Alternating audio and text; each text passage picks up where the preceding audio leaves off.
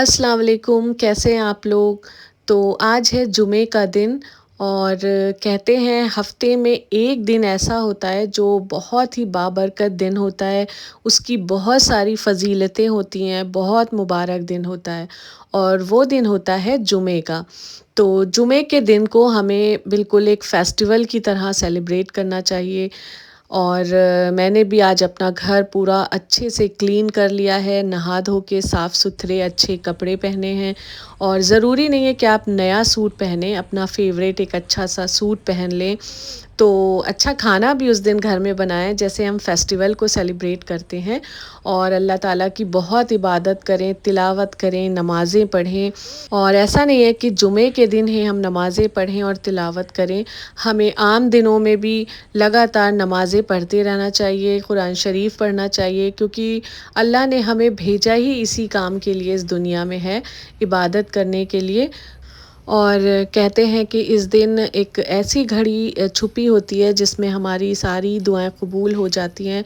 तो अल्लाह से बहुत रो रो कर हमें दुआएं मांगना चाहिए, शायद हम ही वो खुश नसीब हों जिसकी दुआएं कबूल हो जाएं।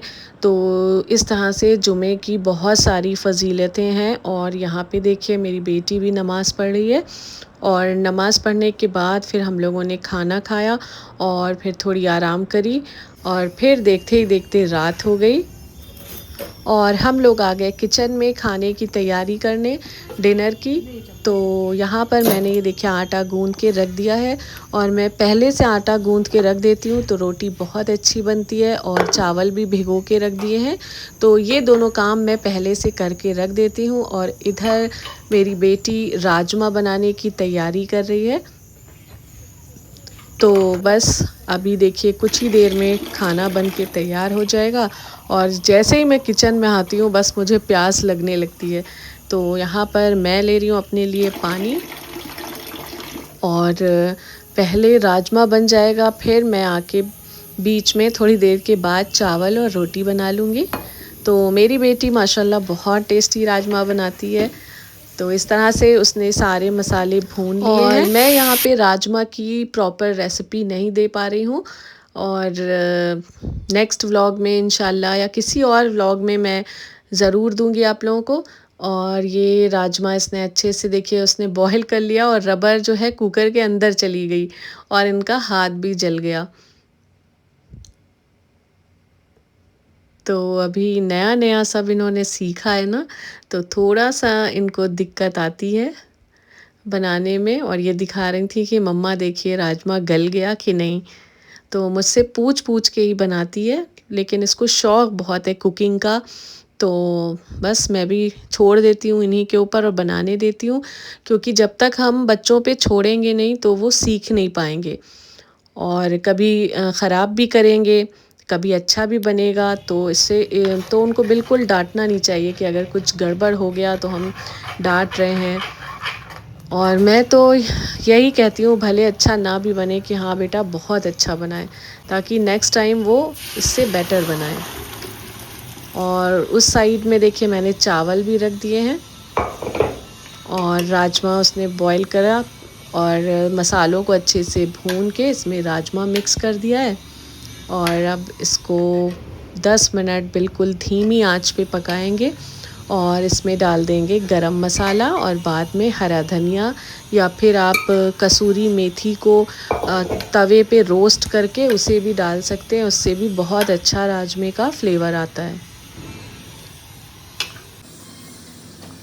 और हम दोनों मिल के खाना बनाते हैं तो बिल्कुल पता भी नहीं चलता, बातें करते करते सारा खाना भी बन जाता है और बड़ा अच्छा लगता है। और अब देखिए रोटी बनाने की बारी आ गई, तो राजमा और चावल हमारे बन चुके हैं। अब डालते हैं गर्मा गर्म रोटी। तो रोटी मैं तभी डालती हूँ जब खाना खाने का बिल्कुल टाइम आ जाता है और वैसे भी हम लोग जल्दी ही डिनर करते हैं, बहुत लेट नहीं करते हैं अब। तो ये देखिए हमारी गर्मा गर्म से चावल बनकर तैयार हो गए हैं और डिनर करने के बाद हस्बैंड ले आए थे सब्जियां। अब इनको अरेंज करके अच्छे से रखना है ताकि ये बिल्कुल ख़राब ना हो। तो अदरक का मैंने पेस्ट तो बना के रख लिया है बहुत सारा। तो अब मैं ये करने वाली हूँ कि इस अदरक को ऐसे ही रख दूँगी फ्रिज में। तो ये सारी सब्ज़ी थी, टमाटर, प्याज़, लहसुन, अदरक। तो प्याज़ को तो मैं इस वेजिटेबल बास्केट में रख दूँगी और इसमें बहुत सारी प्याज़ आ जाती है। इस तरह से ये गहरी है काफ़ी। और ये क्या था? ये घुइयाँ है, अरबी जिसे कहते हैं, शायद अरवी, अरबी कुछ बोलते हैं इसको और हम लोग तो इसे घुइयाँ बोलते हैं।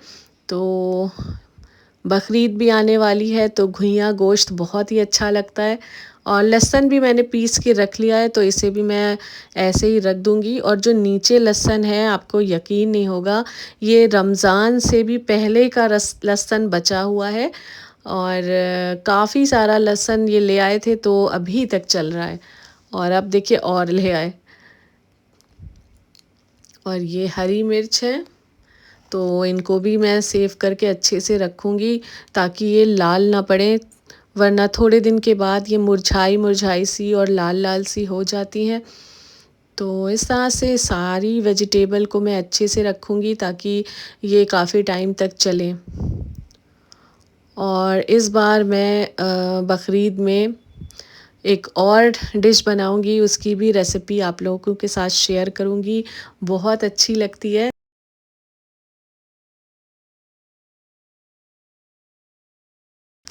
और यहाँ पर पुदीना और हरा धनिया है, तो इसको भी मैं अच्छे से रख दूँगी। और ये हैं करेले, तो मैं इस बार इंशाल्लाह करेले गोश्त की रेसिपी बनाऊँगी, बहुत टेस्टी बनते हैं और आप लोगों के साथ भी ज़रूर शेयर करने वाली हूँ।